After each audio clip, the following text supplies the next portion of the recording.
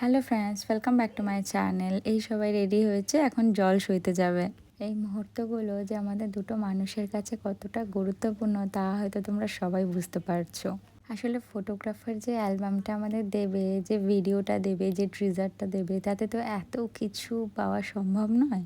হয়তো দুই বাড়ির কিছুটা মুহূর্ত তুলে ধরবে ওই ভিডিওর মাধ্যমে। তাই চাই আমরা দুজন যে প্রত্যেকটা মুহূর্ত যেন স্মৃতির পাতায় এইভাবে বন্দী হয়ে থাকে। তবে আজকের এই মুহূর্তটা কিন্তু তোমাদের সাথে আমিও দেখছি। সত্যি এই মুহূর্তগুলো দ্বিতীয়বার ফিরে পাওয়াটা খুব মুশকিল। তাহলে আমি আর বকবক করবো না, সবাই মিলে একটু দেখি।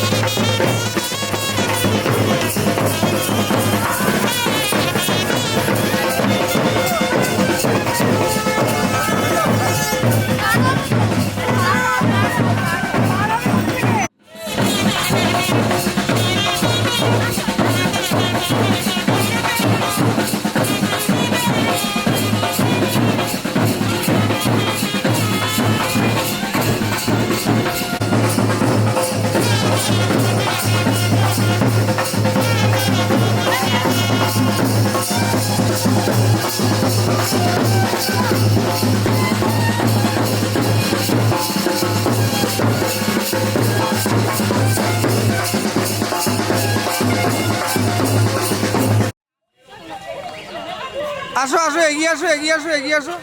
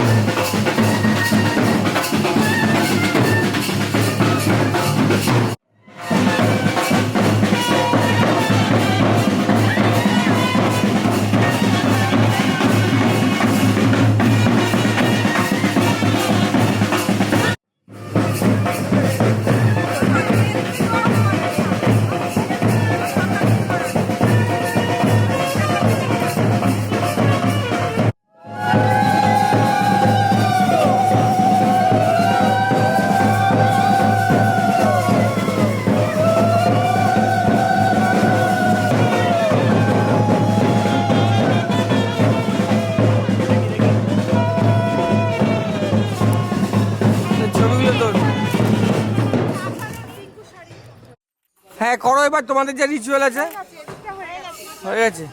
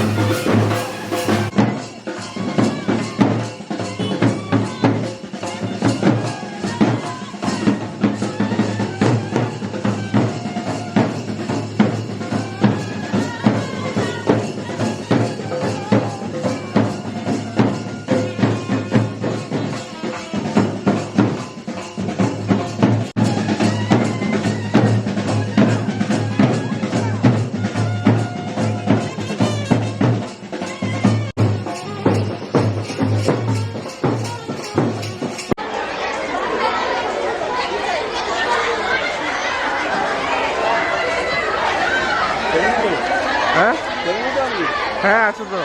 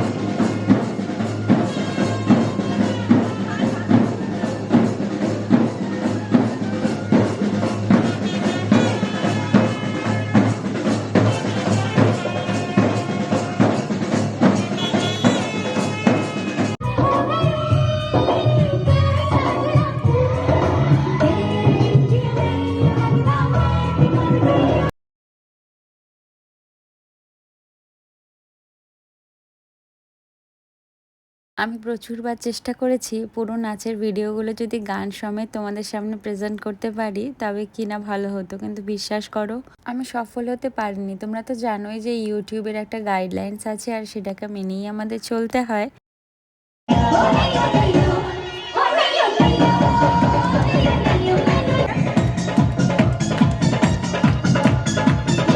ওই মুহূর্তগুলোকে তো আমি বাদ দিয়ে অন্য কিছু করতে পারি না। এই মুহূর্তগুলোকে তো আমাকে একদম গুছিয়ে সাজিয়ে আমার কাছে রাখতেই হবে। তাই আমি সবটাই একটু অন্যভাবে চেষ্টা করেছিলাম।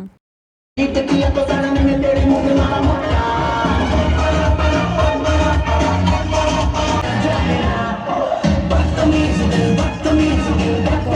ছোট সকলের এই অদ্ভুত আনন্দ, অদ্ভুত মজা, ছোটদের সঙ্গে বড়দের এমন তাল মিলিয়ে নাচ করা। আমি বারবার চেষ্টা করে গেছি নিজের অনুভূতি দিয়ে না বুঝিয়ে সবটাকে অরিজিনালি কি করে তোমাদের সামনে আনবো। দেখো না কে এসেছে, নতুন করে আবার বিয়ের সময় বেজেছে। কেউ তোমার আমার মাঝে দেওয়াল তুলে দিতে পারিনি, আর এই মুহূর্তগুলোকেও আমি কোনোভাবেই বাদ দিতে পারিনি। তাই আমি আমার মতন করে একটু চেষ্টা করেছি। আশা করি তোমাদেরও ভালোই লাগবে, খারাপ লাগবে না।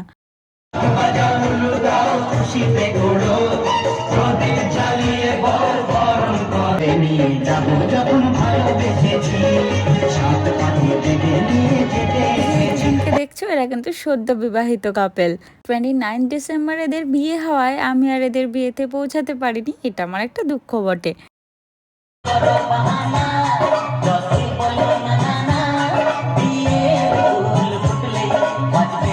এত কিছু দেখে তোমাদের যে কি বলবো সেটাই আমি ভাষা হারিয়ে ফেলছি। কিছু বলার মতো কি থাকে বলো তো?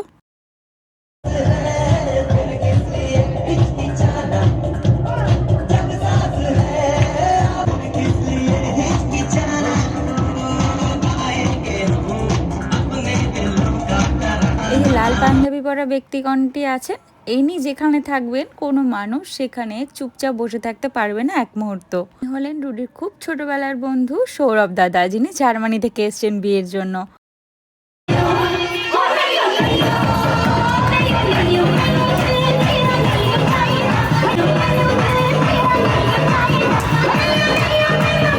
আর ভালো সুযোগ নেই প্রত্যেকটা মানুষের সাথে তোমাদের পরিচয় পর্বটা সেরে ফেলার। মাঝে কালা জামা পরে যিনি আছেন তিনি হচ্ছে রুডির একজন ভাই বলতে পারো। তার ডান দিকে তো সৌরভ দাদা, আর বাঁ দিকে যিনি আছেন তিনিও কিন্তু কারোর থেকে কোনো অংশে কম যায় না। ওটা হচ্ছে অমিতাভ দাদা, যিনি এখন হায়দ্রাবাদে পোস্টিং।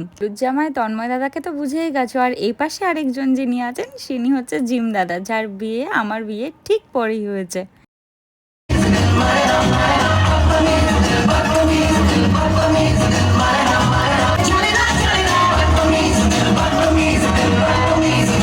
বাদ্যযন্ত্রের সাথে মোটামুটি তো তোমাদের সকলেরই আলাপ আছে। এই যে একদম পেছনে যে এই হলুদ জামাই আছেন তিনি হচ্ছেন বাদ্য দাদা। যেহেতু বাদ্য দাদা আর রাজদীপ ছোটবেলাকার বন্ধুত্ব আর প্রায় কাছাকাছি থাকতো, আর ওদের বন্ধুত্ব মানে সারাক্ষণই একসাথে থাকা। আর ছোটবেলা থেকে দুজনই এত নাকি চুপচাপ ছিল তাই পাড়ার লোকজন একটু গুলিয়েও ফেলতো।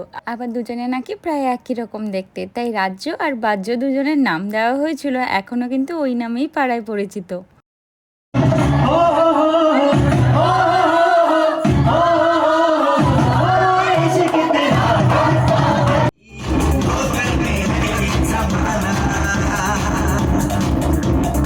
উত্তাল নাচ তোমাদের কেমন লাগলো? তোমরা হাঁপিয়ে গেছো তো এই নাচ দেখতে দেখতে, কিন্তু আমার এটাই মনে হচ্ছে কেন আমি এখানে নেই। জানো তো, জবের থেকে ওর সাথে সম্পর্ক হয়েছে আর ওর বন্ধু বান্ধবদের সাথে পরিচয় হয়েছে। বিশ্বাস করো, এরকম বন্ধু বান্ধব পাওয়া সত্যি ভাগ্যের বিষয়। সারা জীবন যেন ওরা এইভাবেই ওদের বন্ধুত্বটা বাঁচিয়ে রাখতে পারে আর একে অপরের পাশে দাঁড়াতে পারে। তোমরাই বলো না, এই ভিডিওগুলোকে কি বাঁধিয়ে না রাখায় বন্দি করে কোনো কোনায় ফেলে রাখা সম্ভব? কি যে অদ্ভুত এক মুহূর্ত। আমরা যখনই দুজনা মিলে এই ভিডিওগুলো দেখতে বসি তখনই একটা কথাই ভাবি, চল আরেকবার বিয়েটা সেরে নিই। অনেক মেমোরিজের সাক্ষী হয়ে থেকে আজকের ভিডিওটা এখান থেকেই শেষ করি। কাল আবার একটা নতুন ভিডিওতে তোমাদের সাথে দেখা হবে। যদি ভিডিও ভালো লাগে তাহলে তোমরা একটা লাইক করে দিও, আর অবশ্যই কমেন্ট করে জানিও যে এই পাগলামোটা কেমন লাগলো তোমাদের। কাল আমার বাড়ির গায়ে হলুদের মুহূর্তটা আসবে। তবে আজকে এখান থেকে শেষ করি, টাটা।